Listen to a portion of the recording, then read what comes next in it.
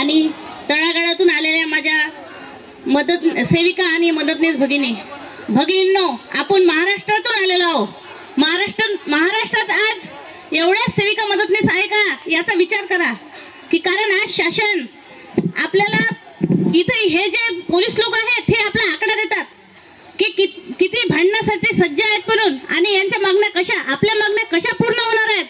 आपण जर तळागाळातून पूर्ण निघालो नाही, पूर्ण इथं जर आज आपल्या सगळा ह्या पूर्ण पटांगण भरायला पाहिजे होतं, तर शासनाला काही ना काहीतरी असं लाज वाटली असती की ह्या बाया सगळ्या लहान लहान बाळं टाकून किंवा किती गर्दीत आलो आपण, अधिक गर्दी झाली असती इथं तर खूप चांगलं झालं असतं.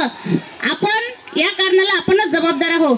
आपण जोपर्यंत इथे एकी दाखवणार नाही आणि जोपर्यंत आपण शासनाला हे दाखवून देणार नाही की काही हो, आम्ही एकजुटीने, आपण फक्त एवढंच म्हणतो का हम सब एक आहे, हम सब एक, शासनाला दाखवून द्यायचं आहे की हम सब एक आहे. म्हणजे घराघरातून बाई निघाली पाहिजे. ज्या म्हातार वयातल्या त्याची गोष्ट वेगळी आहे, ज्या 65 वर्षाच्या झाल्या हे झालं त्यांची गोष्ट वेगळी आहे. तरी अजून आज तरुण मुली ह्या त्या सगळ्या घरी आहेत. त्यांना आपल्याला पहिले जागरूक करायचं आहे की युनियनला आपली गरज आहे, आपल्याला युनियनची गरज आहे, तशी आपल्याला युनियन सोबत राहण्याची गरज आहे. जोपर्यंत आपण युनियन सोबत राहणार नाही तोपर्यंत आपल्या मागण्या पूर्ण होतील नाही, हे लक्षात ठेवायचं. आणि शासनाने आपल्याला काय दिलं आहे तुम्हाला माहित आहे का? 10 लाख रुपये. कशाचे आहेत ते 10 लाख रुपये? तुम्ही जेव्हा मरणार, तुम्ही जेव्हा ड्युटीवर मरणार तेव्हा तुम्हाला 10 लाख रुपये मिळतील. जिवंतपणीसाठी तुम्हाला ती योजना नाही आहे.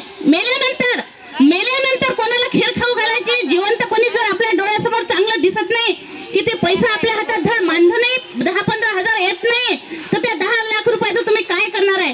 तुम्हाला मान्य आहे का ही योजना? काही कामाची नाही. मेलेले कुत्रे आज कोणाचं आहे? मागचे कुत्रे खाणार आहेत. ते पैशाचं काय करणार आहे तुम्ही? हे शासन असे चॉकलेट देणं सुरू आहे, सगळं इकडे पसरून ठेवलं. अंगणवाडी सेविकांना मदतनीसांना 10 लाख रुपये देणार आहे आम्ही विमा. मेल्यानंतर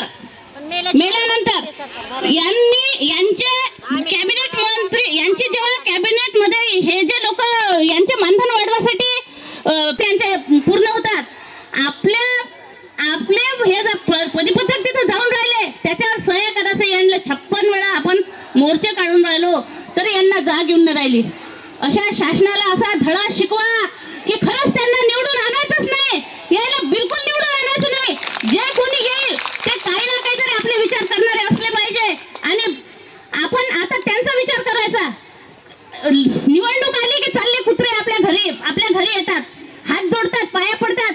आता आपल्यावर ते मग नंतर ते निवडून आल्यानंतर आपल्यावर हातपाय म्हणजे आपण त्यांना हातपाय जोडायची पाळी आणतात आपल्यावर. तरी या शासनाला तर निवडून आणायचंच नाही, हे निर्धार ठेवा की या शासनाला निवडून आणायचं नाही म्हणून. हमारी युनियन, हम सब कृती समितीचा एवढंच बोलून माझे 2 शब्द संपले.